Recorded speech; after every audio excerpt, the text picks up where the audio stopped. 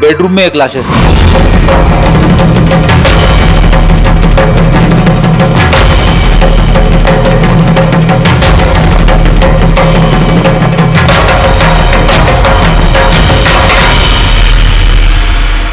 आवाज सुन के उठने की कोशिश की होगी, यहीं पे मार दिया।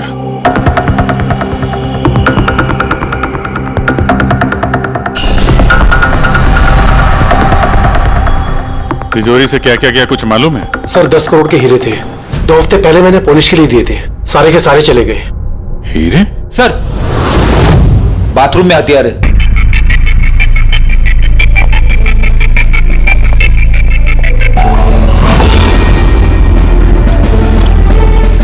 लगता है इसी हथियार से सबको मारा है।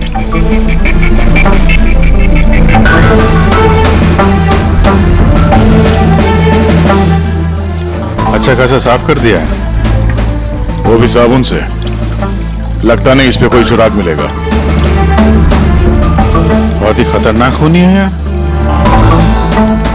पहले 3-3 खून करता है, अभी यहीं बाथरूम में बैठ के हथियार साफ करता है। साइकोपैथ। अच्छा, इन हीरों के बारे में कोई और भी जानता था? सर 3 लोग जानते थे। कौन है? आइए बताता हूँ सर। एक सेठ भाई का भतीजा करुणेश, 2 एम्प्लॉय थे, सतीश और सर मानिक। आइए सर मैं दिखाता हूँ।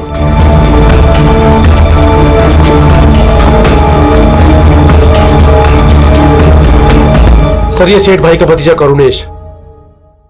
जी मैं करुणेश, ये मेरे चाचा चाची थे। और ये एम्प्लॉय मानिक और ये सतीश। हाँ सर, वो हीरे पॉलिश करने का काम मुझे और मानिक सर को दिया था। और सर मेरे 10 करोड़ के हीरे चले गए, मैं तो बर्बाद हो गया। कहां से लाऊंगा मैं सब? आप शायद भूल रहे हैं, 3-3 खून हुए हैं यहाँ पे।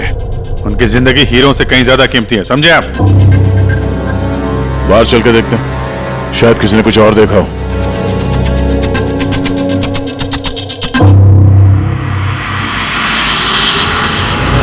हमें कल रात की सीसीटीवी फुटेज चाहिए। ये कैमरा चल रहा है ना? हाँ साहब, लेकिन कल रात 2 से 3 बजे के बीच लाइट कट गई थी साहब। उस समय का तो कुछ मिल नहीं पाएगा साहब, लेकिन उसके पहले और बाद का सब है साहब। 2 से 3 बिजली नहीं थे, शायद खून भी उसी वक्त हुआ। प्रेरणा मैडम और उनके मम्मी पापा वहाँ रहते हैं। पिछले हफ्ते भर से उनके मम्मी पापा बाहर गांव चले गए और उनकी गाड़ी लेके सब गए। हाँ सर, वो जल्दी में थे और कुछ परेशान भी थे। हमने ज्यादा ध्यान नहीं दिया क्योंकि हम लोग बिजली के चक्कर में परेशान थे। तो गाड़ी की डिटेल है तुम्हारे पास? मिलेगी ना सर? ये बच्चे जरूर कुछ जानते होंगे इसके बारे में। सब जगह अलर्ट कर देते, कहाँ जाएंगे बाद में। सर देखा सुना तो नहीं है, लेकिन कल रात एक अजीब बात हो गई थी। करीब 1 घंटे तक कल रात बिजली नहीं थी। हाँ सर।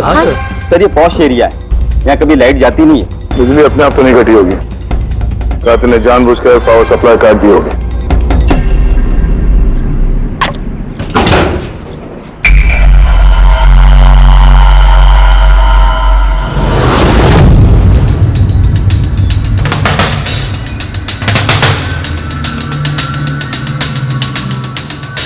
सर ये देखिए, छेड़छाड़ तो हुई है।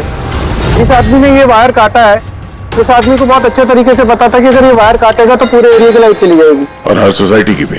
जी ठीक है, थैंक यू। साफ है, किसी ने रात को 2 बजे इस जंक्शन बॉक्स से पावर सप्लाई कट कर दिया था, जिससे सोसाइटी का जो सीसीटीवी कैमरा है वो ऑफ हो जाए। उसके बाद वो कंपाउंड में घुसा और मिस्टर सेठ के घर में घुस गया। और करीब 2:15-2:30 बजे खून किया होगा, हीरे चुराए और वहां से निकल गया हो। और फिर 3 बजे बिजली आ गई वापस।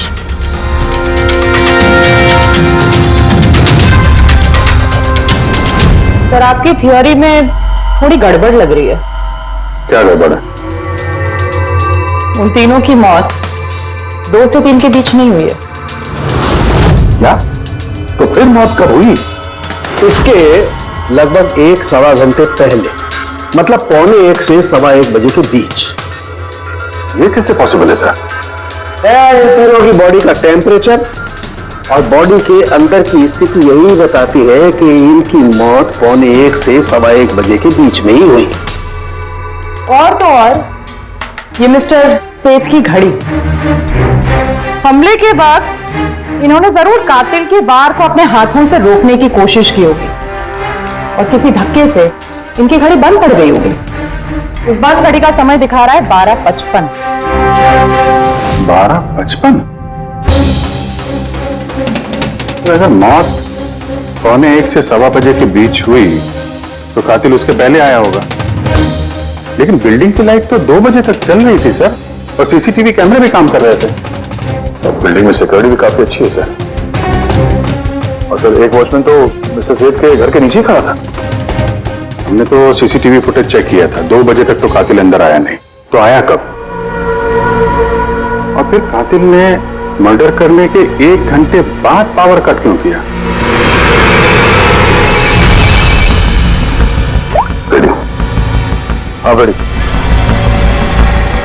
अच्छा, वेरी गुड सर। रेडी ने उन चारों बच्चों को पकड़ लिया। शहर से बाहर भागने की कोशिश कर रहे थे, वाशी ब्रिज के पास पकड़ लिया उन्हें। Great work. चारों को यहाँ ब्यूरो में लेकर आने को कहो।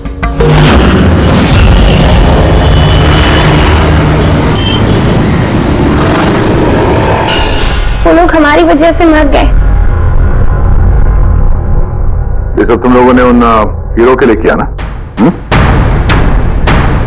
हीरे? कैसे हीरो की बात कर रहे हैं सर आप? हीरो के बारे में पता नहीं तुम्हें? अगर नहीं तो फिर मारा क्यों उन लोगों को? हाँ? सर हमने किसी को नहीं मारा, वो कबारा ने मारा है सर। और वो हमारी वजह से आया था क्योंकि हमने उसे बुलाया था सर।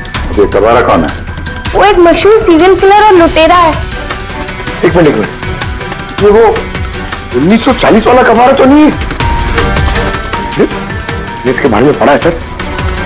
जिससे लोगों को लूटता नहीं था, बल्कि बहुत बुरी तरीके से उनकी हत्या कर देता था। हाँ वही है। अरे लेकिन उसको तो मर के 50 साल हो गए। तुमने उसे बुलाया कैसे? हम लोग एक हिस्ट्री प्रोजेक्ट बना रहे थे, तो हमें लगा कि रियल लुटेरे को बुलाएंगे तो और अच्छा होगा, तो इसलिए हम उसकी आत्मा को बुला रहे थे।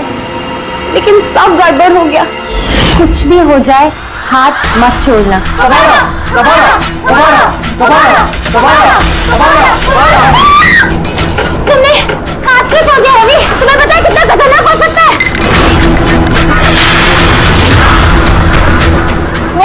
Let's just stand.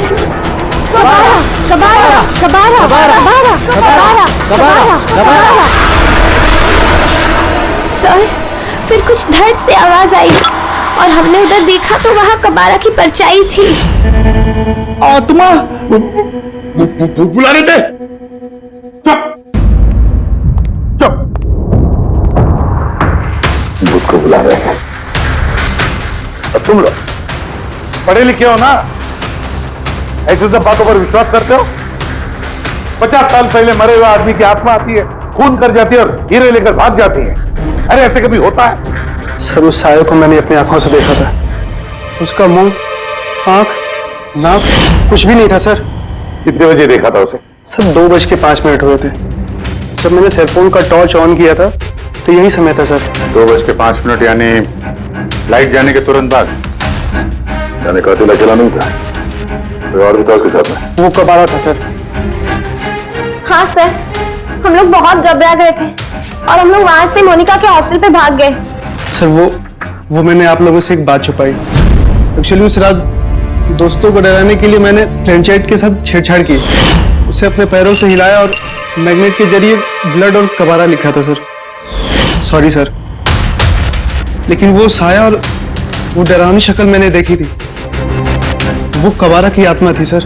एक बात अच्छी तरह से याद रखना है, ये आत्मा वात्मा सब बकवास है। पंकज, इस सबके घर पर फोन करो, बुला लो घर वालों को, तो लो लेकर जाइए यहाँ से इनको। अभिजीत, इन बच्चों ने कुछ न कुछ तो देखा जरूर है, कुछ तो देखा है, और जो कुछ भी देखा है ना उसका संबंध इन 3 हत्याओं से है। पता लगाना पड़ेगा है कौन ये साया।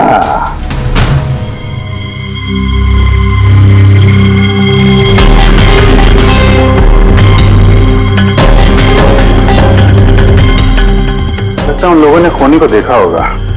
हाँ सर, और खूनी कबारा है। अरे यार बालकनी में चल के देखते हैं, कोई ना कोई सबूत छोड़ के गया होगा तुम्हारा कबारा।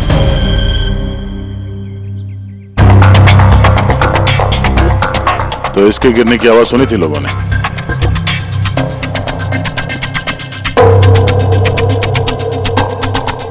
सर वो सेठ जी की बालकनी है, तो खूनी वहां से भागते हुए यहाँ पर आया होगा, तभी ये गमला गिर के टूट गया होगा। देखो जरा भाई,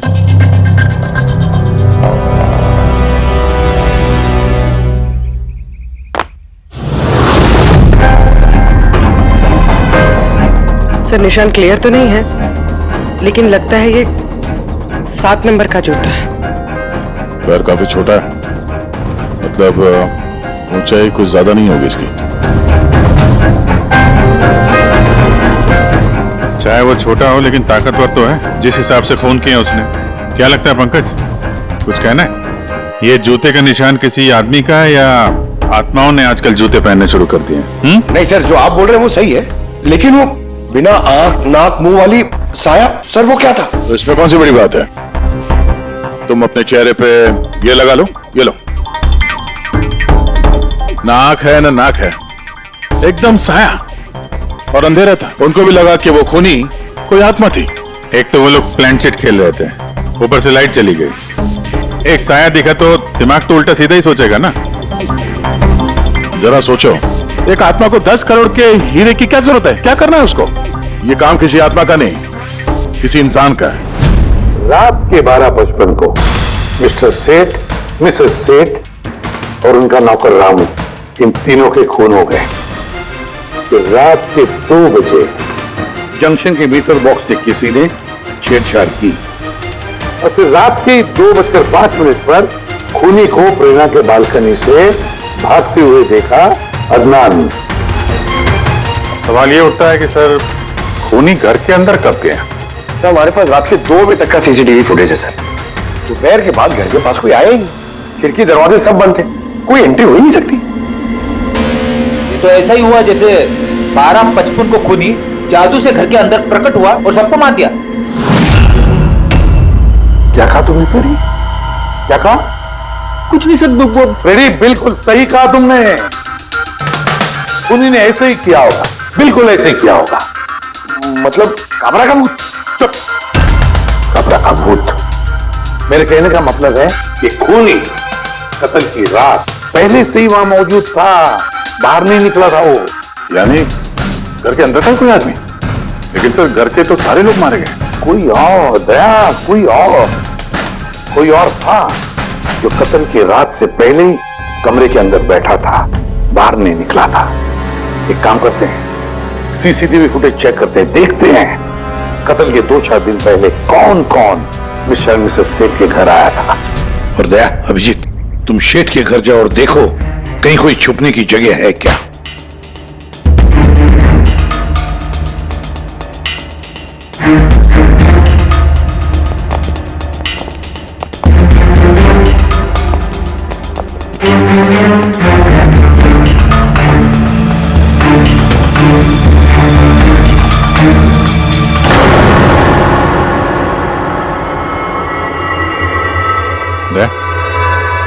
ये चींटियां देखो ऊपर जा रही हैं।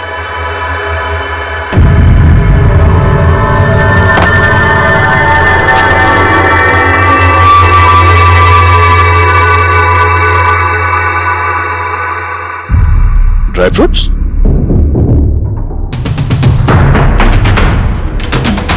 ड्राई फ्रूट लेके वहां ऊपर छुप के बैठा होगा। जगह भी अच्छी है छुपने की, मौके के इंतजार में। लेकिन ये घर के अंदर घुसा कब होगा?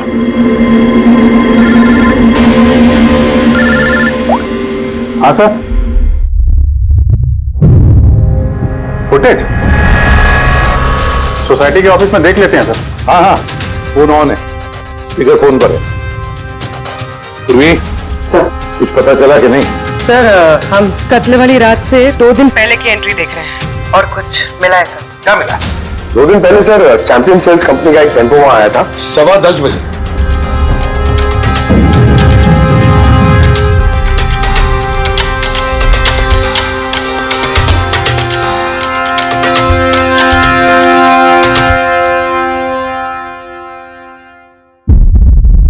और सर उसके दूसरे दिन यानी कत्ल से 1 दिन पहले चैंपियन सेल्स का टेक्नीशियन मिस्टर सेठ के घर आया था। 1 घंटे रुका रहा और फिर चला गया।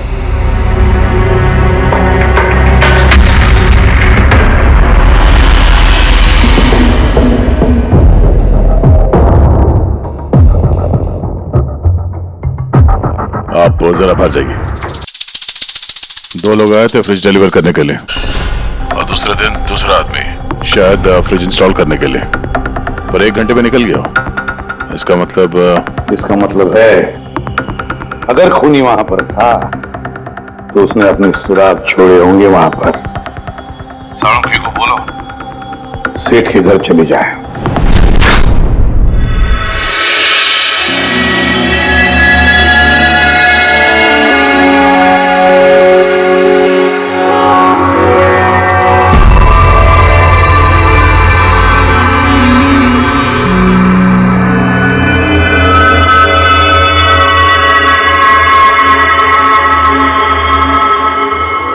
कुछ मिला डॉक्टर साहब? हाँ मिला, इलेक्ट्रोलाइट्स। हाँ, सोडियम क्लोराइड, यूरिया, वो सभी कुछ जो एक आदमी के पसीने में होता है। अच्छा, इसका मतलब जो खूनी जो है वो इस फ्रिज के अंदर बैठ के आया। जब डिलीवरी हुई फ्रिज की उसके अंदर छुप के आया और घर में घुस गया। हाँ सर, कुछ दिन पहले मैंने नया फ्रिज लिया था। कंपनी वाले डिलीवरी के बाद फ्रिज खोलने नहीं देते और 1-2 दिन के बाद जब इंस्टॉलेशन वाला आता है वो फ्रिज खोलता है। तभी मिस्टर सेठ और उनके घर वालों को पता नहीं चला कि कोई और घर के अंदर घुस के बैठा है। बिल्कुल, वो आदमी फ्रिज में घुस करके बैठा होगा। फ्रिज में उसे गर्मी लगी, गर्मी से पसीना आया और वो पसीना फ्रिज में रह गया। लेकिन सालूका साहब, फ्रिज का कार्टन तो सील होता है, तो फिर खूनी अंदर आया कैसे और वो सांस कैसे ले रहा था?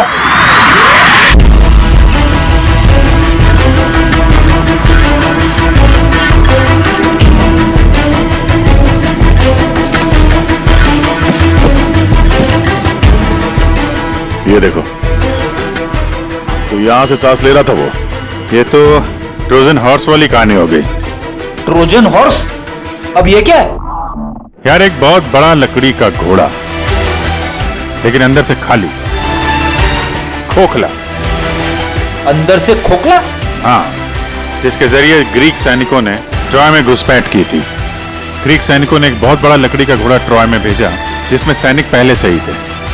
ट्रॉय में पहुंच के एक सैनिक घोड़े से बाहर निकले और उन्होंने ट्रॉय पे हमला कर दिया। इस खूनी ने भी वही तरीका चुना है और कामयाब भी रहा।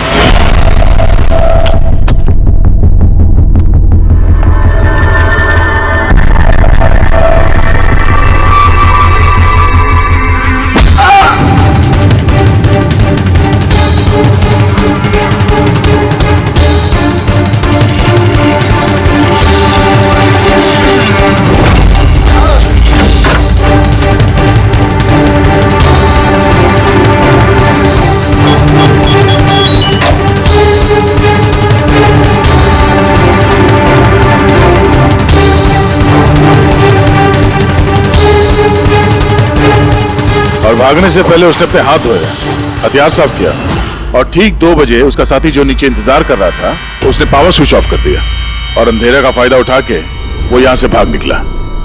भागते भागते वो प्रेरणा की बालकनी में गया जहां उसने वो गमला गिराया।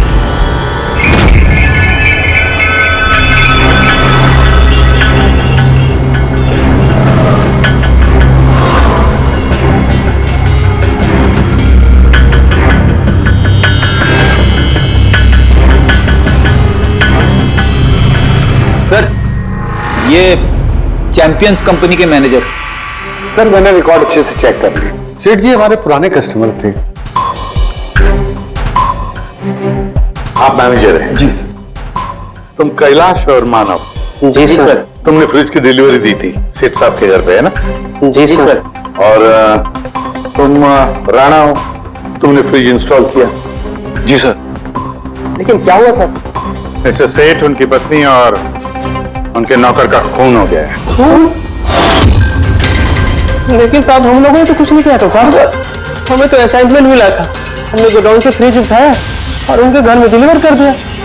लेकिन सर ये तुम्हारा रोज का काम है सर। हाँ सर एक बात है, वो फ्रिज सर कुछ ज्यादा ही भारी था, तकरीबन 30-35 किलो ज्यादा था सर। हाँ सर, हम लोगों ने इस बारे में बात भी किया था सर। हम लोगों ने सोचा कोई नया मॉडल है। सर मैंने इन लोगों का लॉगबुक चेक किया, ये दोनों 9 बजे गोडाउन पहुंचे थे और 9:30 बजे टेम्पो में फ्रिज को लोड किया और 10:15 बजे इन लोगों ने वो फ्रिज मिस्टर सेठ के घर पे डिलीवर करके वहां से निकल गया। इस दौरान तो कोई आदमी फ्रिज के अंदर नहीं जा सकता। जो भी हुआ है 9:30 से पहले ही हुआ होगा सर। सर ये खूनी रात को ही फ्रिज में घुस के बैठ गया होगा।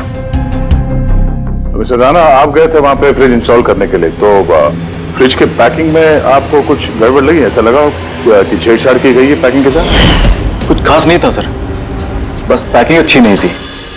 कार्टन और अंदर का थर्माकोल बिल्कुल टूटा हुआ था, जैसे किसी चूहे ने काटा हो। मुझे ये बात अजीब लगी, इसलिए मैंने फ्रिज को चेक किया। फ्रिज बिल्कुल परफेक्ट था सर, उसमें कोई डैमेज या फॉल्ट भी नहीं था। इसलिए मैंने उन लोगों को ये बात नहीं बताई कि वो लोग फ्रिज वापस कर देते और हमारी कंपनी का नाम खराब हो जाता। थर्माकोल तोड़ के दरवाजे में फंसा दिया होगा ताकि सांस ले सके।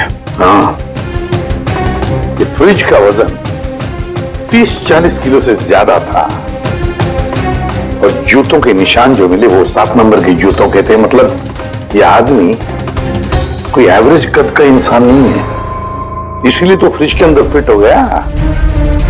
मैनेजर साहब। जी सर। सेठ साहब के घर पे जो फ्रिज भेजा है बिल्कुल वैसा ही फ्रिज यहां पर मंगवा दो। ठीक है सर। ढेंचू को बुलाओ।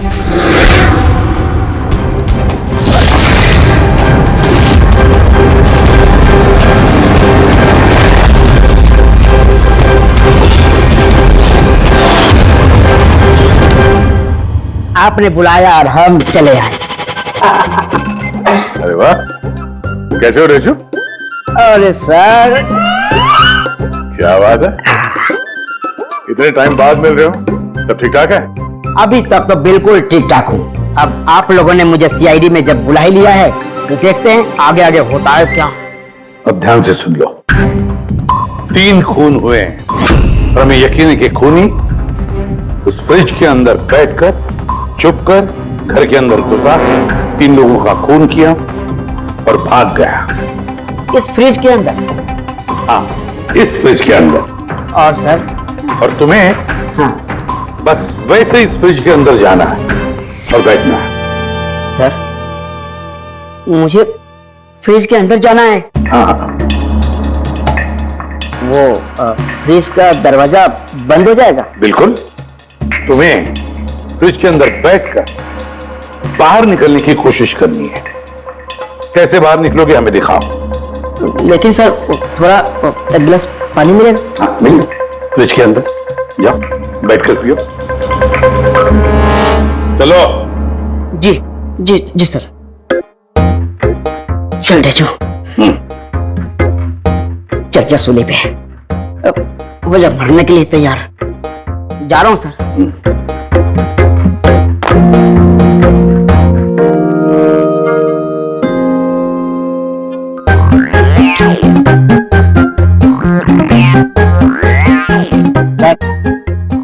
देखिए, अब देखिए ढेचू का कमाल।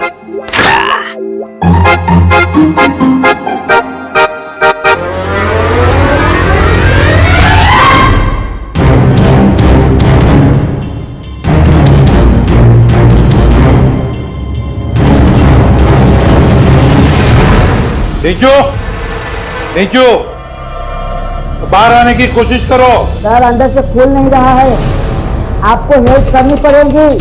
नीचू, नीचू बाहर आने की कोशिश करो।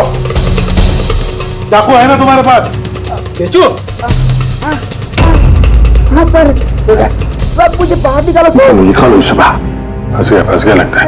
सब घुट रहा है सर। नीचू, नीचू, अरे दरवाजा खुल गया। अरे खुल गया। नीचू, नीचू, नीचू। हाँ? मेरा चश्मा। हाँ, मिले, सब मिले।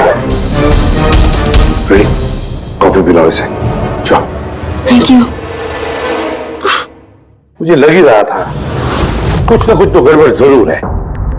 सेठ के फ्रिज का जो कार्टन है, जो बॉक्स है, उसे इतनी सफाई से काटा है बाहर से, अंदर से बैठ के कोई काट ही नहीं सकता बॉक्स को। वैसे जरूर किसी ने बाहर से काटा है उस खूनी को बाहर निकालने के लिए।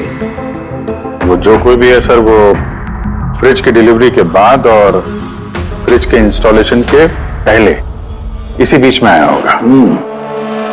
देखो,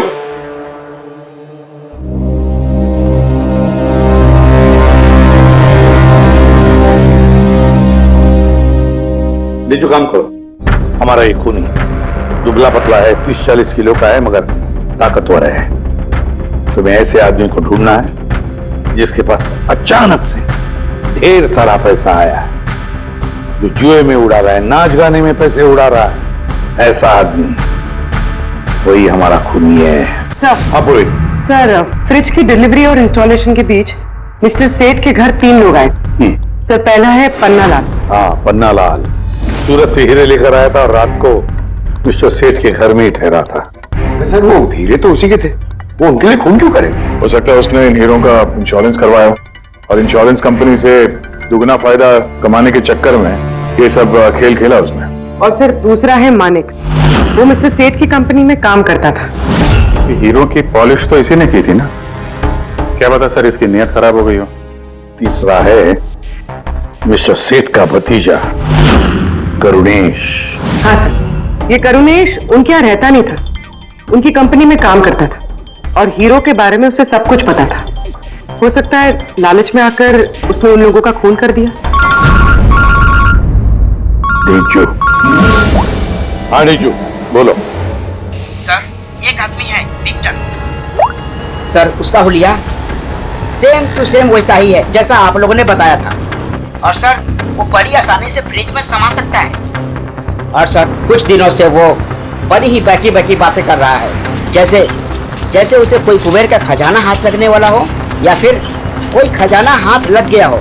सर, वो बड़ा ही सल्की और खूंखार टाइप का आदमी है। सुना है कुछ साल पहले वो सीरियल किलर भी रह चुका है। सर, एक और सबसे इम्पोर्टेंट बात, खून अगर विक्टर ने किया है तो अपने पास ज्यादा वक्त नहीं है सर।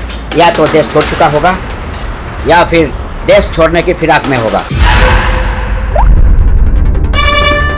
विक्टर तो मोहरा है, उसके पीछे दिमाग कोई और ही है।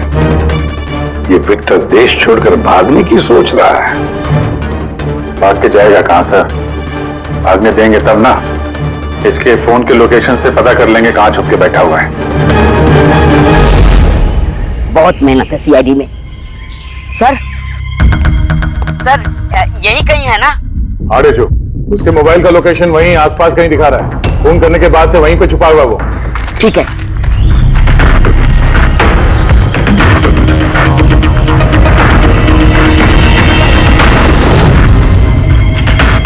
तुम सही जा रहे हो और आगे बढ़ो।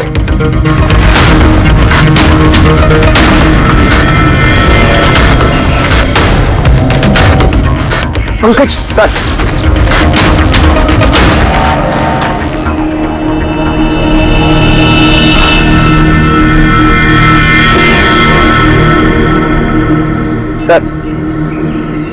अभी से कोई नहीं पकड़ पाएगा सर। पंकज, क्या बात कर रहे हो? क्या हुआ क्या है? सर, मर गया वो। एक आखिरी कड़ी बची थी, वो भी हाथ से गई। कैसे मर गया? सर पे किसी ने पत्थर से या किसी चीज से मारा है सर, और मर के भी बहुत टाइम हो गया सर। बॉडी से बहुत बास आ रही है, बहुत बुरी हालत में है बॉडी। ठीक है पंकज, एम्बुलेंस बुलवा लो और तुम लोग वहां से निकलो। Okay sir. ओके। जैसे काम हो गया, उसको ठिकाने लगा दिया और लाश को कहीं फेंक दिया। सर, उन तीनों मर्डर्स के बाद ही विक्टर की फोन की लोकेशन वहीं दिखा रही थी। अच्छा, किसने किए होंगे खून? ये पन्नालाल, माणिक या करुणेश? पन्नालाल, माणिक या करुणेश? हाँ बोलता हूं। अच्छा, ठीक है, थैंक यू। ये पन्नालाल मानिक और करुणेश, तीनों को फोरेंसिक लैब बुला लो। असली गुनहगार कौन है इसका पता चल गया है। इस कार्टन के जरिए विक्टर को उस घर में भेजा गया था और ढेचू को अंदर भेज के ये बात तो प्रूव हो गई कि विक्टर अपने आप बाहर नहीं आया था। तो जाहिर है जरूर किसी ने उसकी मदद की है बाहर आने में। और जिसने भी उसकी मदद की वो इस सब का मास्टरमाइंड है, और वो तुम तीनों में से ही कोई एक है। ये आप क्या बोल रहे हैं? सर मैंने कुछ नहीं किया। आप लोग ऐसे कैसे बोल सकते हैं हमें? एक मिनट,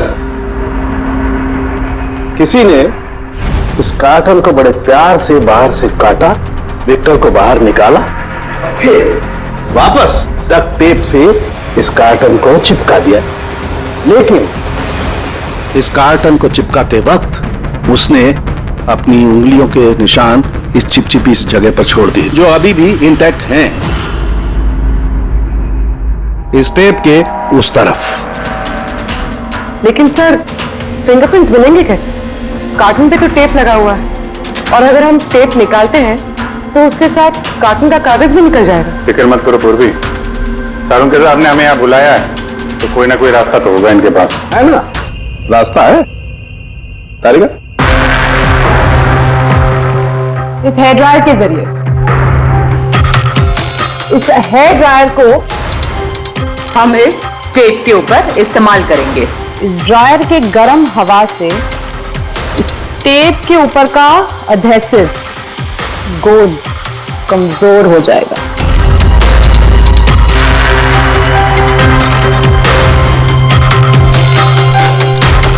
ये देखिए फिंगरप्रिंट्स साफ साफ नजर आ रहे हैं। क्या बात है तारिका जी, कमाल कर दिया। फिंगरप्रिंट्स एकदम साफ नजर आ रहे हैं। हाँ, अब बस इनमें से मैच करने की देरी है।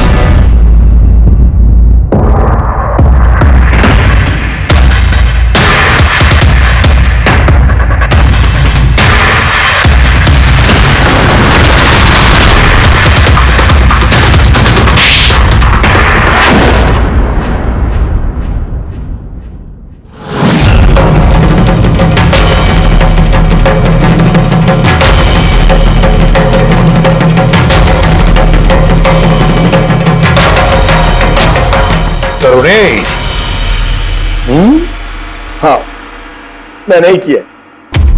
मुझे उन हीरो के बारे में पता था और मुझे यह भी पता था कि वो लोग एक नया फ्रिज लेने वाले हैं। और तभी मुझे एक आइडिया आया।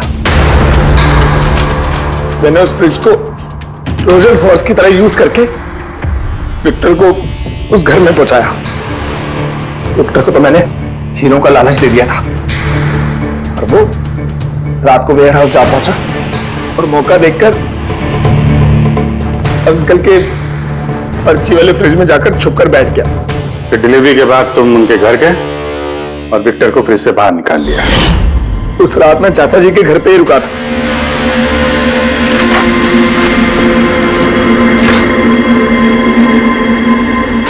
और फिर मैंने विक्टर को फ्रिज से बाहर निकाल के घर में ही छुपा दिया। करीब 1.5 दिन तक वो वहीं छुपा रहा। घर के लोग रात को सो गए तो वो बाहर निकला, उसे सबको मारा और फिर हीरे चुराकर मेरे पावर कट करने का वेट किया। ओह, तो इसीलिए विक्टर अपने हथियार और हाथ साफ कर रहा था, इलेक्ट्रिसिटी बंद होने का इंतजार कर रहा था, क्यों? जी, फिर मैं विक्टर को अपने साथ ले गया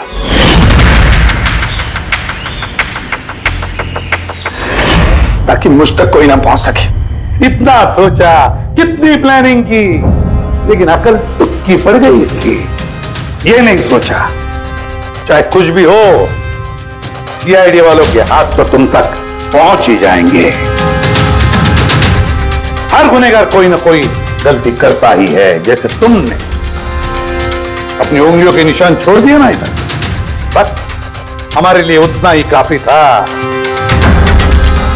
4 खून किए तुमने हीरो की लालच में। अब भुगतो अपने कर्मों के फल। कड़ी से कड़ी सजा होगी तुम्हें, शायद फांसी।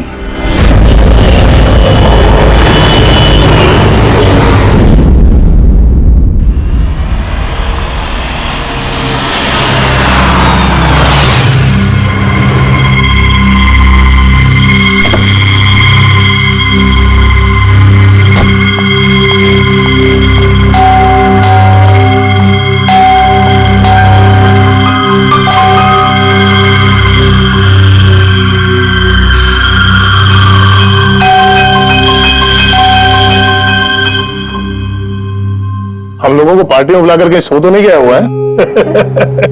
सर अपनी खुद की बर्थडे पार्टी में कैसे सो सकते हैं? अरे कोई भरोसा नहीं है, 60 साल का हो गया वो।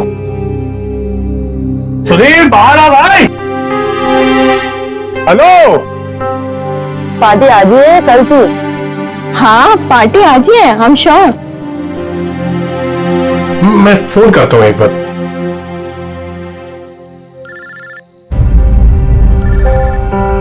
घंटी तो अंदर ही बज रही है, इसका मतलब अंदर ही है। तो फिर अंदर से कोई दरवाजे क्यों नहीं खोल रहे हैं? मैंने कहा ना 60 साल का हो गया, बचपना नहीं गया इसका भी। Sudhir,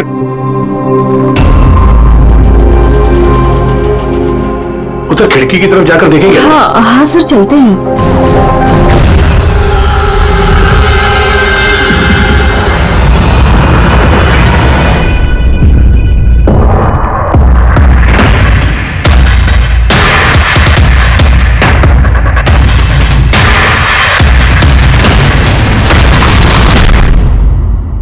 emergency medical card. इन्हें बादाम और फिश से एलर्जी थी।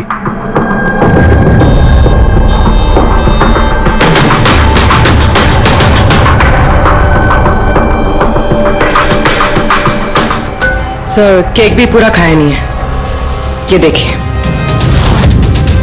लगता है केक कटने के तुरंत बाद ही इन लोगों की मौत हो गई।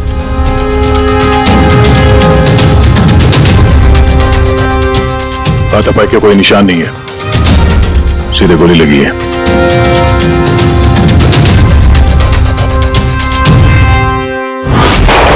यहीं से गोली मारी होगी।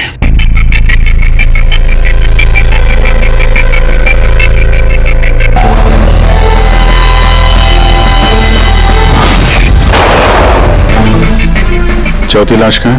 अंदर है सर।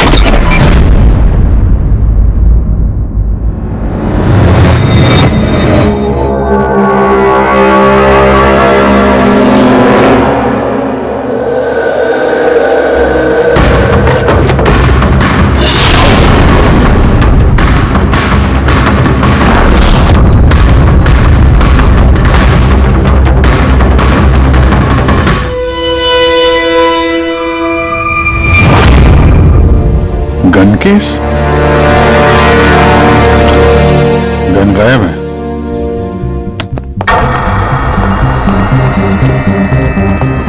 वैसे सर, इस हादसे को कितना टाइम हुआ होगा? इन चारों की मौत कल दोपहर में 2 बजे से 4 बजे के बीच में हुई। कौन होगा ये, कुछ पता चला? हाँ सर, वो सुधीर जी हैं, आरके विप्स इंडस्ट्रीज के चेयरमैन। वो उनका बड़ा बेटा नील और ये उनका छोटा बेटा रितेश। और अंदर जो है वो सुधीर जी की वाइफ है माया।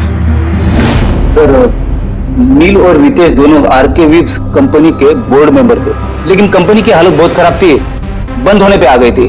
महीनों से बिल नहीं भरे और मार्केट का कर्जा नहीं चुकाया, बहुत सारे प्रॉब्लम थे। तो फिर यहाँ सेलिब्रेशन किस बात का हो रहा था? सर सुधीर जी का 60th बर्थडे था। बर्थडे सेलिब्रेट कर रहे थे? तो और भी लोग आए होंगे ना यहाँ पे? ऑफिस के कुछ लोग आए थे सर, और उनसे पूछताछ करके उन्हें जाने दिया।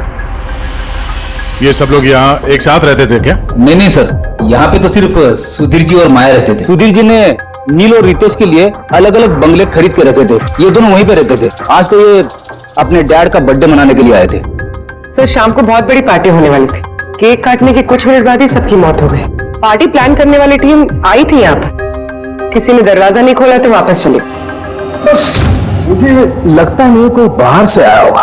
जो कुछ भी हुआ है इन चारों के बीच में ही हुआ है। नहीं, यहाँ घर में कोई नौकर वोकर तो होगा ना? है ना, नौकर है ना, लेकिन वो गाँव गया। सुधीर जी ने सिर्फ आज के लिए एक सर्वेंट हायर किया था, वो कल सुबह काम करके गया और पार्टी खत्म होने के बाद साफ सफाई करने आने वाला था। पार्टी खत्म होने से पहले ये सब खत्म हो गया। लगता तो ये मर्डर ही है। सॉरी डॉक्टर साहब, पर मुझे ऐसा लगता है कि इन चारों के अलावा यहाँ कोई पांचवा भी था जो बाहर से अंदर आया था। जरा ध्यान से देखो, यहाँ पे कहीं भी हाथापाई के कोई निशान नहीं है और हर चीज अपनी जगह पे है। ऐसा लगता है कि किसी ने केक में कुछ ऐसा मिला दिया था जिसे खा के चारों बेहोश हो गए। उसके बाद वो पांचवा आदमी घर के अंदर घुसा और उसने सबको गोली मारी। ये बस 100% मर्डर ही है। मर्डर और सुसाइड भी। पर तुम इतने यकीन से कैसे कह सकते हो? सही है देखो, बाकी तीनों लाशों के पास स्ट्रगल का कोई भी निशान नहीं है सिवाय सुधीर जी के। पैर भी मुड़े हुए हैं, ब्लड लॉस ज्यादा है, तो ऐसा लगता है कि जब इनको गोली लगी तो ये जिंदा थे। अगर ये भी केक खा के बाकियों की तरह बेहोश होते तो उनकी तरह ही पड़े रहते। इन्होंने तीनों को गोली मारी और फिर खुदकुशी कर ली, ऐसा लगता है। अगर ऐसी बात है तो जिस गन से गोली चली वो गन कहाँ है? गन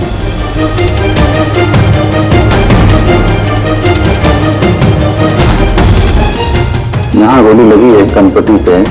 सुधीर जी ने अगर गन चलाई होगी तो ऐसे गिरे और गन वाला हाथ जमीन पे टकराया और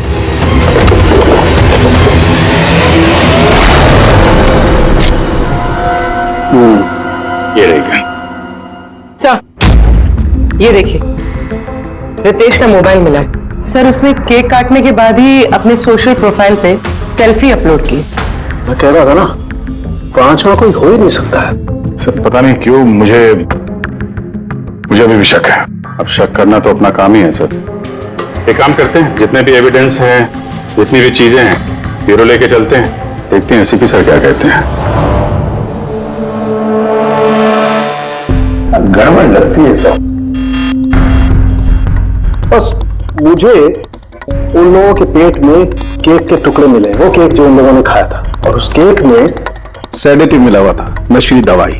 सेडेटिव इन्होंने खाया और बेहोश हो गए। चारों? नहीं, तीन, नील, रितेश और माया। मुझे इन तीनों के ही पेट में सिर्फ केक के टुकड़े मिले। मतलब सुधीर जी ने वो केक खाया ही नहीं था? नहीं, सुधीर सिर्फ अकेला था जो गोली लगते वक्त होश में था। क्या सुधीर जी ने अपने बर्थडे पे केक नहीं खाया? नहीं खाया, क्योंकि उस केक में बादाम मिला हुआ था। लेकिन सर उनके घर वालों को तो पता ही होगा कि उन्हें बादाम से एलर्जी थी। एग्जैक्टली। तो वो ऐसे केक लाए क्यों? अजीब है, बर्थडे सुधीर जी का और केक उन तीनों ने खाया। केक तीनों ने खाया, लेकिन वहां पर जो गन मिली है उसमें से 4 गोलियां चली हैं जो इन चारों को लगी। कमाल की बात यह है कि उस पर सुधीर की उंगलियों के निशान, और वो गन भी सुधीर जी के नाम पे ही रजिस्टर्ड है। तो सुधीर जी ने पहले उन तीनों को गोली मारी, फिर खुदकुशी कर ली। पर क्यों? बर्बादी से बचने के लिए। धंधा डूब रहा था, कर्जे बढ़ रहे थे, इसलिए अपने साथ पूरे फैमिली को भी मार डाला। और क्या वजह हो सकती है? हाँ सर, ऐसा ही लग रहा है।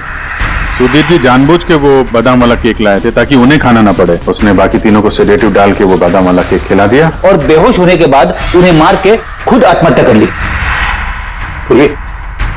वो रितेश ने जो फोटो अपलोड किया था नेट पर, तब लगा उसे।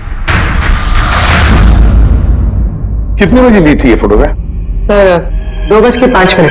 और अपलोड किया? सर 2:07। सब एक बात बता, केक खाने की कितनी देर बाद बेहोश हुए होंगे सब लोग? 20 से 25 मिनट, मतलब 2:30 या 2:35। और अंदाजन मौत का वक्त भी वही है सर, वो 2:30 से 2:45 बजे के बीच। मतलब सब कुछ हुआ है 40 मिनट के अंदर अंदर। 1 मिनट, ये क्या है? परछाई कैसी है? ये शैडो? ये चारों तो यहाँ खड़े, तो फिर वहां पे परछाई कैसे आई? वहीं जाकर देखना होगा कि ये शैडो कैसा है। 2:04। पर्दे वर्दे की पोजीशन सेम हो गई ना? बिल्कुल सर। पोजीशन ले लेते हैं। रेडी? 2-5 या। अरे इसमें तो कोई परछाई दिख नहीं रही। तो उसमें परछाई कहां से आ गई?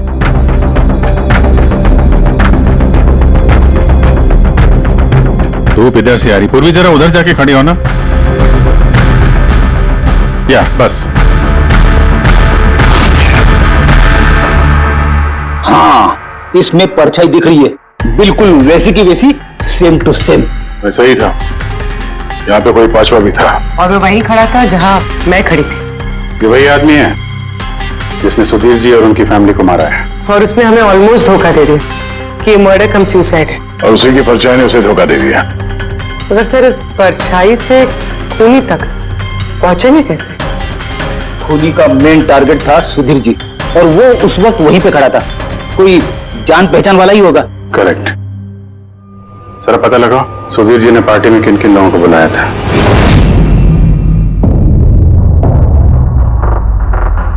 सर मैं परी। तुम सुधीर जी की एग्जीक्यूटिव असिस्टेंट थी? जी।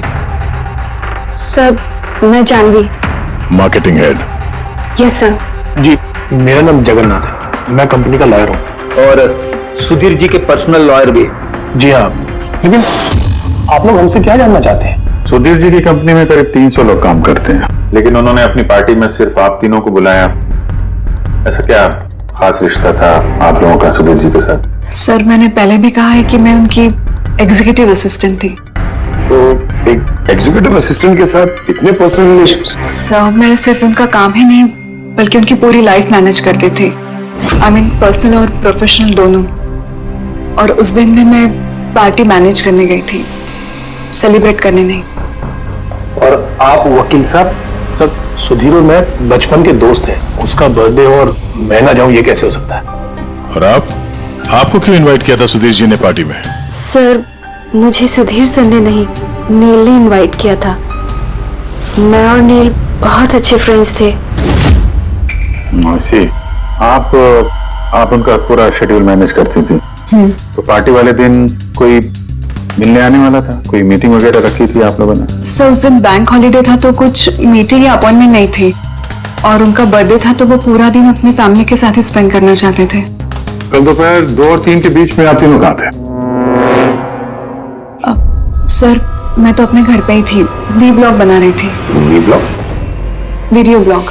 मेरा एक इंटरनेट चैनल है जिस पर मैं कुछ वीडियो बना के अपलोड करती हूँ। सर मैं घर पे सो रही थी, मेरी तबीयत ठीक नहीं थी। सर मैं अपनी फैमिली के साथ फिल्म देखने गया था। अच्छा, इधर हाल ही में सुधीर जी के बिहेवियर में कोई बदलाव देखा आप लोगों ने? हाँ सर, मैंने एक बात नोटिस की थी। सर अभी से कुछ 1 महीने पहले हम लोगों की मीटिंग चल रही थी।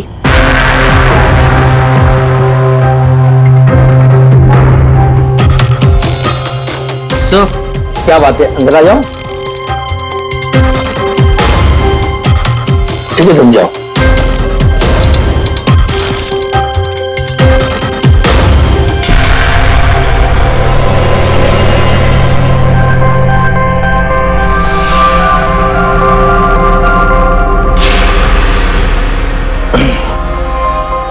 Sorry gentleman, meeting is over. बच्चों के कपड़े? Yes sir. अच्छा, और कुछ नोटिस किया आप लोगों ने? कोई अजीब बात? हाँ सर, कुछ 2 हफ्ता पहले मुझे वजीर ने बोला था कि वो अपनी वसीयत चेंज करना चाहता है। वसीयत बदलना चाहते थे? क्यों? पता नहीं सर, उनकी वसीयत में 3 लोगों के नाम थे, एक उनकी बीवी का, माया का, और 2 उनके बेटे। लेकिन वो एक चौथा नाम उसमें जुड़वाना चाहता था, ऐड करवाना चाहता था। क्या नाम क्या था उस चौथे का? सर नाम तो उसने नहीं बताया। आपने वसीयत बदली थी? जी मैंने सब पेपर्स तैयार कर दिए थे, बस नाम भर के और सुधीर को साइन करने थे। फिर पता नहीं क्या हुआ, अचानक अपने बर्थडे से कुछ दिन पहले उसने मुझे कहा कि वसीयत नहीं बदलनी, वो पुरानी वाली वसीयत ही रखनी है। ठीक है। अब ये चौथा आदमी कहां से आ गया जिसका नाम सुधीर जी अपनी विल में इंक्लूड करना चाहते थे? सुधीर जी की मौत का इस चौथे से कोई कनेक्शन हो सकता है? मुझे तो यही बात समझ में नहीं आ रही है, ये बच्चों के कपड़े कोई क्यों भेजेगा किसी को? बच्चों के कपड़े अगर भेजा गया था तो फिर वो एनवेलप कहाँ है? सुधीर जी के घर को तो हमने अच्छी तरह से चेक किया था, वहां पे तो ऐसा कुछ भी नहीं मिला हमें। घर में नहीं तो ऑफिस में?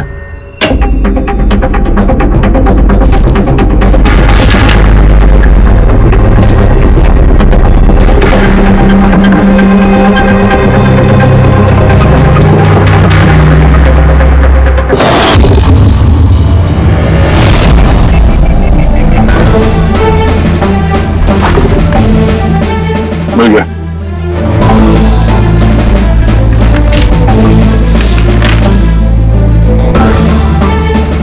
अरे इस पे तो कोई पोस्टल स्टैंप और भेजने वाले का नाम भी नहीं है, फिर ये पार्सल यहां तक पहुंचा कैसे? लगता है किसी ने एनवेलप सीधे कंपनी के पोस्ट बॉक्स में डाल दिया।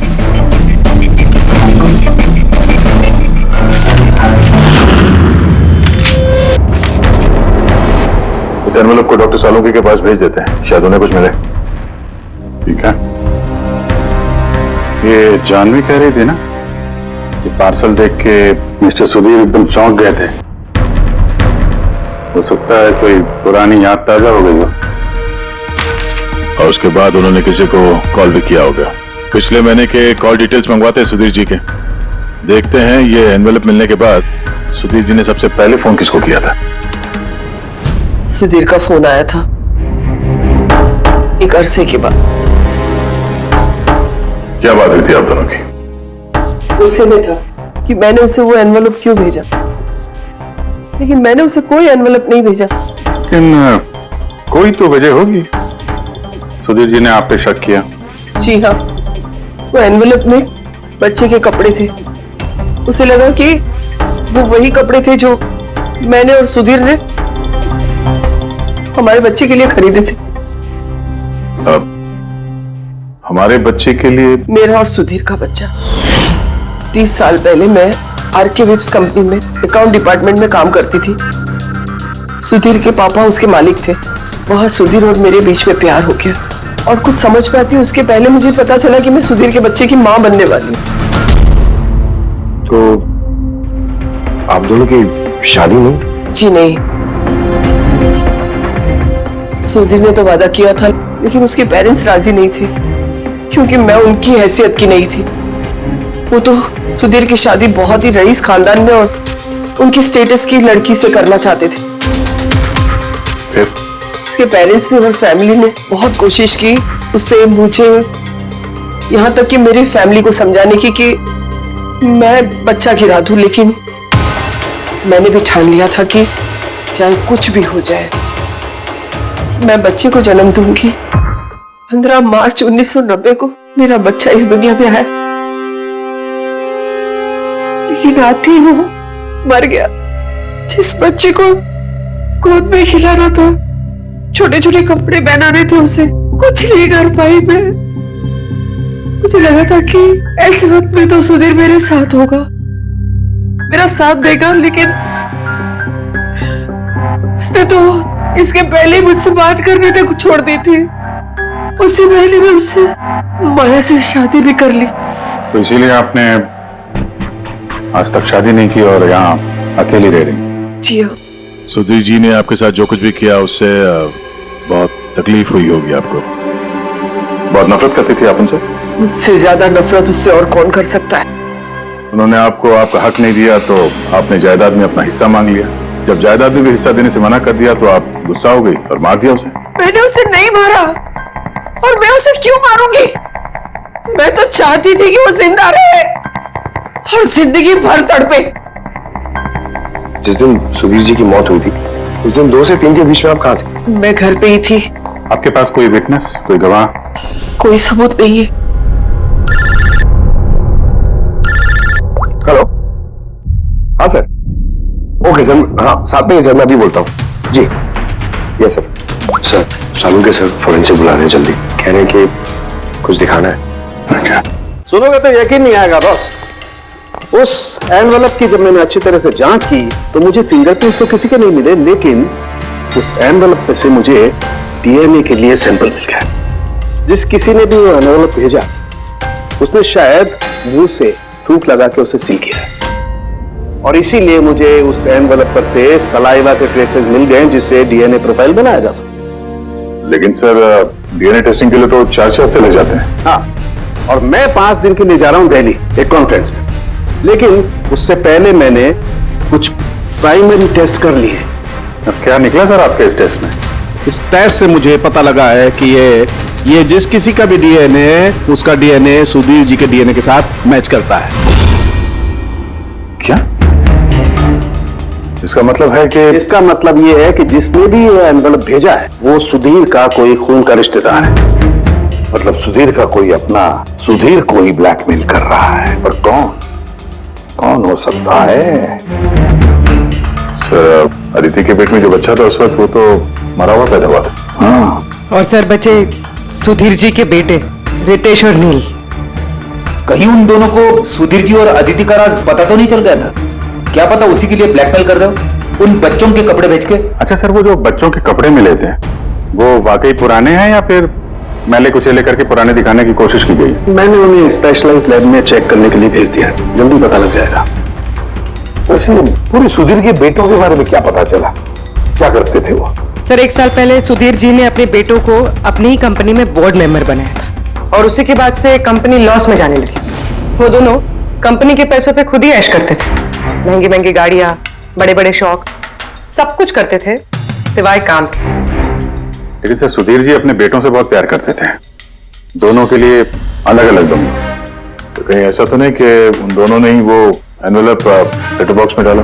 ये बात समझ में नहीं आ रही, लेकिन ये ब्लैकमेलिंग क्यों? अरे यार पैसों के लिए, कंपनी डूब रही थी। करेक्ट, कंपनी कंगाल होने से पहले जो को समेट सकते हो समेट लो। अगर ये सुधीर के दोनों बेटे अपने बाप को पैसों के लिए ब्लैकमेल कर रहे थे तो जरूर उनके बैंक अकाउंट्स में पैसे तो आए होंगे, बड़ी रकम आई होगी। एक काम करो, इन दोनों के कंपनी अकाउंट, पर्सनल अकाउंट सब चेक करो, देखो कोई बड़ी रकम आई थी क्या। सर कुछ मिला है। आरके विप्स इंडस्ट्रीज के अकाउंट से करोड़ों रुपए ट्रांसफर हुए हैं। इसके अकाउंट में ट्रांसफर हुआ है? एक मिनट देखता हूं सर। ये रितेश या नील का अकाउंट ही होगा? नहीं सर, ये प्राइवेट अकाउंट है रेचल के नाम पे। कौन से पैसे? आप लोग क्या बोल रहे हैं? मुझे कुछ नहीं पता। कौन से पैसे? वही पैसे जो आरके विप्स के अकाउंट से तुम्हारे पर्सनल अकाउंट में ट्रांसफर हुए हैं। अब कुछ याद आया? वो तो मेरी सैलरी है, मैं वहां पर काम करती थी। Salary 11 crore salary? हाँ, वो भी सिर्फ 2 हफ्तों का। उस हिसाब से तो तुम्हारे महीने की सैलरी 22 करोड़ रुपए हो गई। क्या काम क्या करती हो तुम? ब्लैकमेलिंग का काम। तुम और रितेश मिलकर सुधीर जी को ब्लैकमेल कर रहे थे। देखो रेचल, हम अच्छी तरीके से जानते हैं कि तुमने आरके विप्स में एक दिन भी काम नहीं किया है। अब सीधे सीधे सच बोलोगी या? रितेश नहीं रहा है, उसके हिस्से की जितनी भी सजा है ना वो तुम्हें ही मिलेगी। ब्लैकमेलिंग और एक्सटॉर्शन की सजा जानती हो तुम? मैंने किसी को ब्लैकमेल नहीं किया है। तो क्या सुधीर जी ने तुम्हें 11 करोड़ ऐसे ही खैरात में दिए? सुधीर अंकल ने वो पैसे ट्रांसफर नहीं किए थे। तो फिर किसने किया? मेरे बॉयफ्रेंड रितेश ने। उसने कहा कि कुछ दिनों के लिए वो अपनी कंपनी के पैसे कहीं और रखना चाहता है। कहीं और? क्यों? पता नहीं और मैंने पूछा भी नहीं। तुमने रितेश से पूछा नहीं और जब रितेश मर गया तो पुलिस को बताया नहीं? मुझे लगा रितेश तो रहा नहीं, तो पैसे मैं ही रख लेती, किसी को क्या पता चलेगा। आखिर सुधीर और उसकी फैमिली को मारा किसने होगा? परी तो वीडियो बना रही थी, फिर जानवी बीमार थी और जगन्नाथ अपने फैमिली के साथ फिल्म देख रहा था। आदित्य के बारे में कुछ समझ में नहीं आ रहा है। और फिर कौन हो सकता है जिसने सुधीर को वो एनवेलप भेजा, वो पैकेज भेजा? कौन है वो जिसका नाम सुधीर वसीयत में डालना चाहता था पर डाला नहीं? कौन?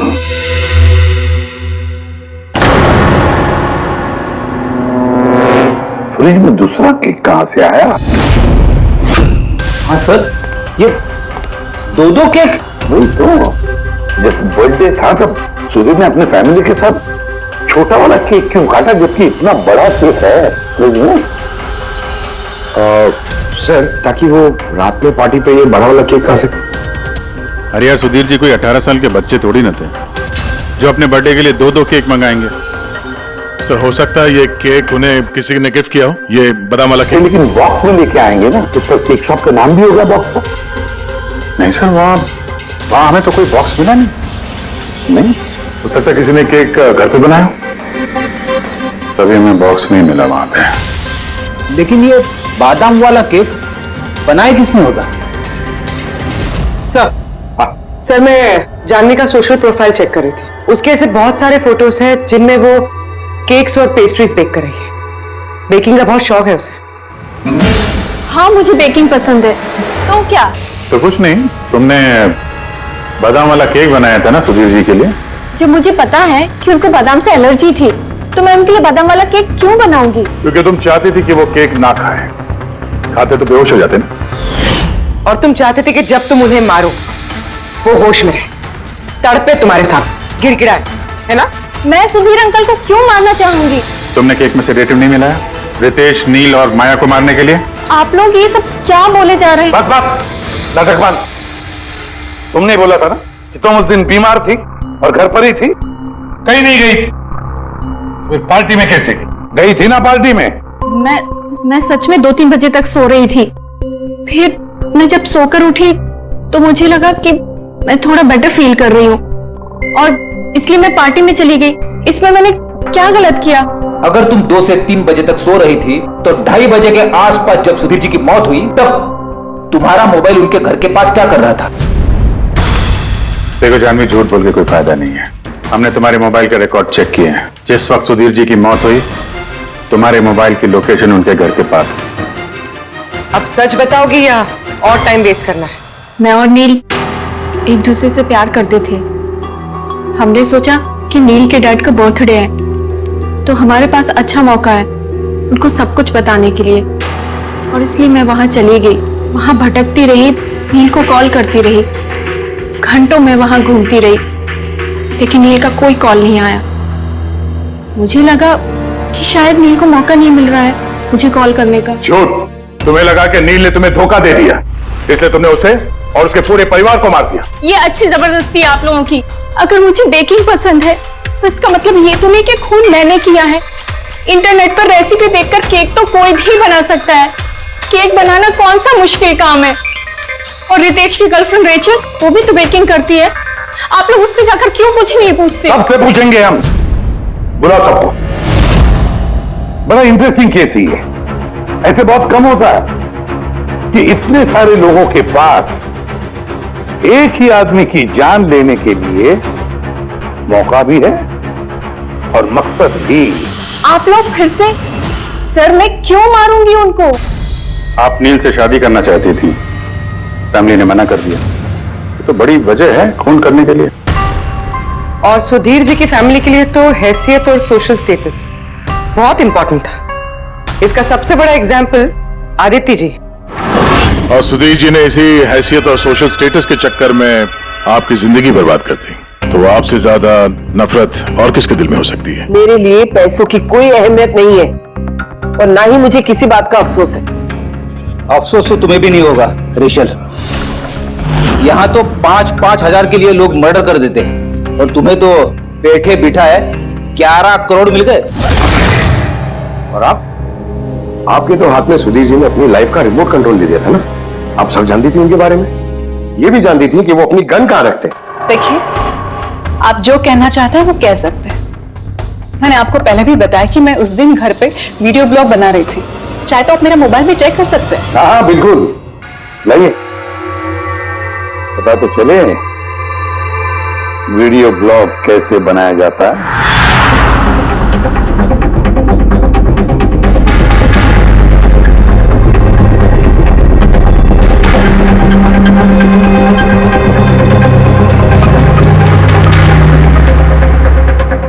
सर, अब तो आपको यकीन आ गया ना कि उस दिन मैं अपने घर पे DIY वीडियो बना रही थी। DIY मतलब? Do it yourself. सर, मैं अपने इंटरनेट चैनल पे लोगों को रोज के काम करने के इजी तरीके बताती हूँ। Do it yourself. सर, हाँ न्यूज़पेपर देखिए, डेट भी वही है। हाँ है तो भाई, यानी वीडियो उसी दिन शूट हुआ है। सर, सर, मैंने मेमोरी कार्ड पे डेट और टाइम चेक किया। ये वीडियो उसी दिन बना है, 2 और 4 के बीच बना है। अच्छा। और सर, परी की मोबाइल लोकेशन क्रॉस चेक की हमने तो पता चला कि उस दिन वो घर पे ही थी। पूर्वी एक काम करो, इन चारों लेडीज को अलग अलग कमरे में बिठाओ। सर, चलिए।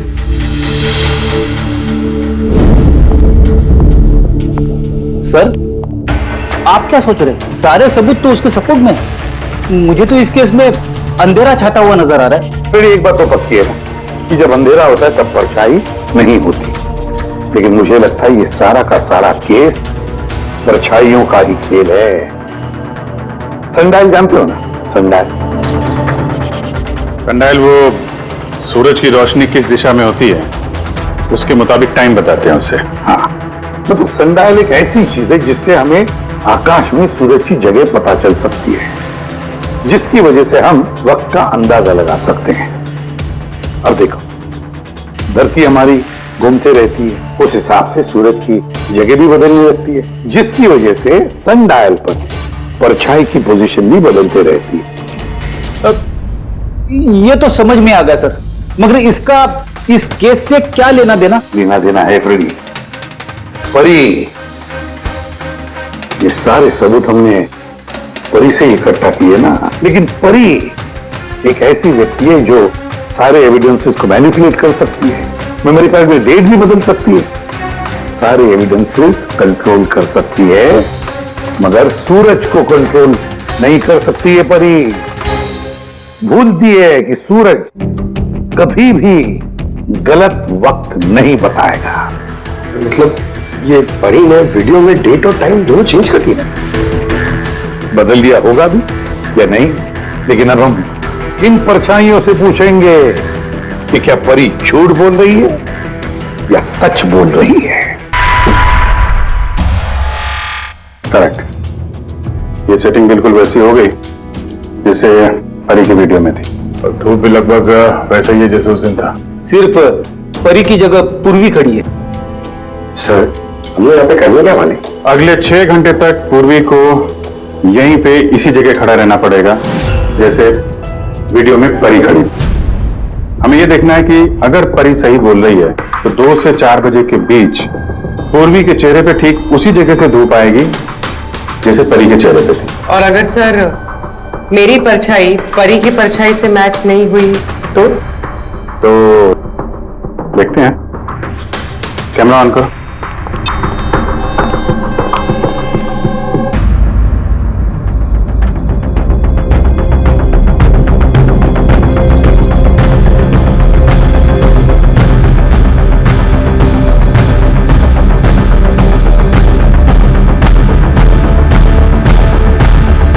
चलो, गुड। ओके पूर्वी, रिलैक्स। सर, क्या है वीडियो में? देखने दो यार।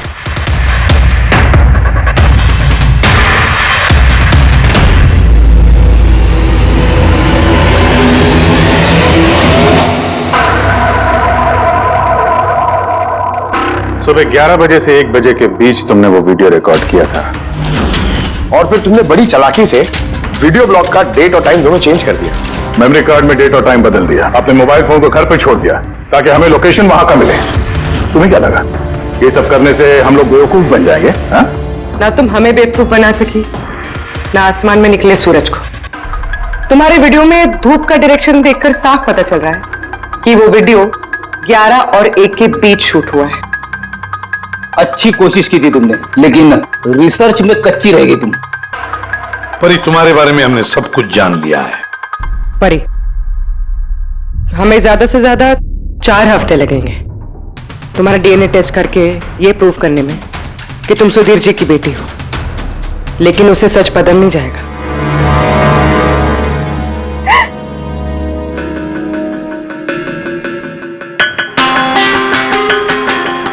मैं उन्हें मारना नहीं चाहती थी, बिल्कुल उन्हें मारना नहीं चाहती थी। मैं बस इतना चाहती थी कि वो मुझे अपना ले। बचपन से लेकर आज तक मैं अनाथ आश्रम में पली हूं ना, तो बस एक फैमिली चाहिए थी मुझे।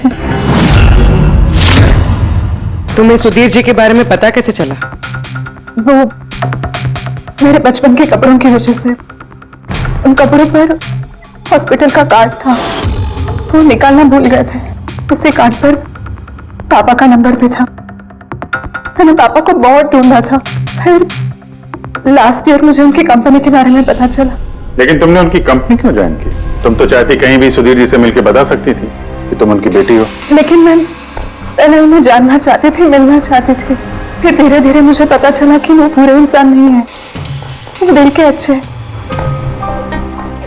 तब मुझे ऐसा लगा कि शायद उस वक्त के हालात खराब होंगे इसलिए उन्होंने मुझे अनाथ आश्रम में भेज दिया था, मगर अब तो सब ठीक हो गया था ना, अब तो वो मुझे अपना सकते थे ना। तो फिर तुमने उनसे मिलते ही वसीयत में हिस्सा क्यों मांगा? क्योंकि मैं जानना चाहती थी कि उनके लिए इम्पोर्टेंट क्या है, पैसे या मैं। तभी सुधीर जी अपनी वसीयत चेंज करना चाहते थे। हाँ, और ये सुन के मैं बहुत खुश हो गई थी। मगर सुधीर ने अपना फैसला बदल दिया, जो तुमसे सहा नहीं गया। सब उनकी वाइफ और उनकी बेटों की वजह से हुआ। उनसे ये बर्दाश्त ही नहीं हो रहा था कि पापा मेरा नाम दिल में ऐड करने की कोशिश कर रहे।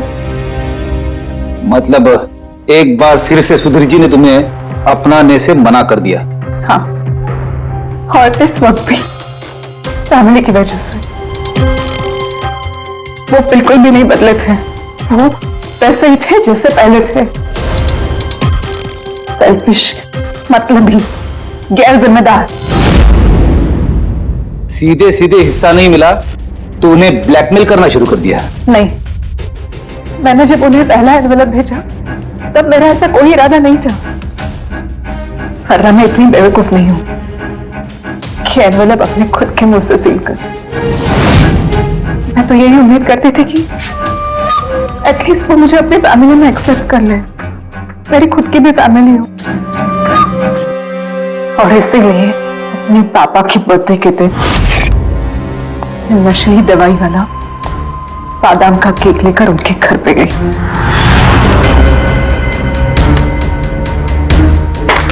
Happy birthday to you.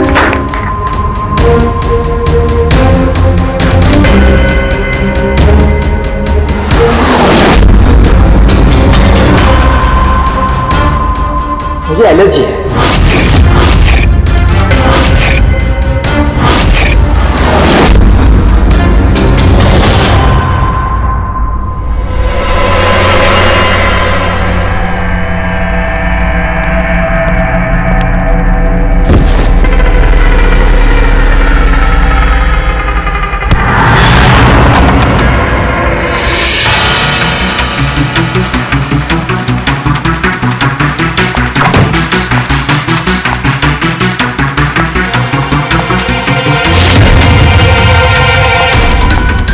बेटा,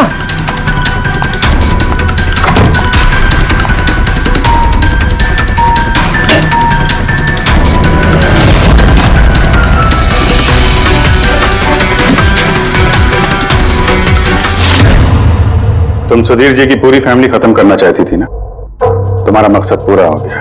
अब तुम्हारे साथ उनकी फैमिली का आखिरी मेंबर भी खत्म हो जाएगा। जेल जाने से पहले हम तुम्हें किसी से मिलवाना चाहते हैं।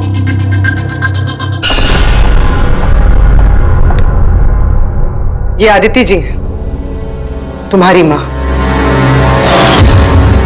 हाँ? आपसे झूठ कहा गया था कि आपका बच्चा मरा हुआ पैदा हुआ है।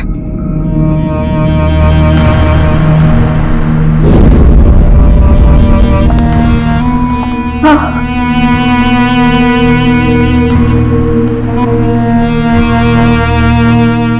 परी ने सुधीर और उसके परिवार को खत्म कर दिया। हमें अफसोस है कि आप दोनों फिर से हमेशा के लिए अलग हो जाओगी। इस तरह के और भी एपिसोड देखने के लिए हमारे चैनल को सब्सक्राइब करें और बेल आइकन दबाना ना भूलें।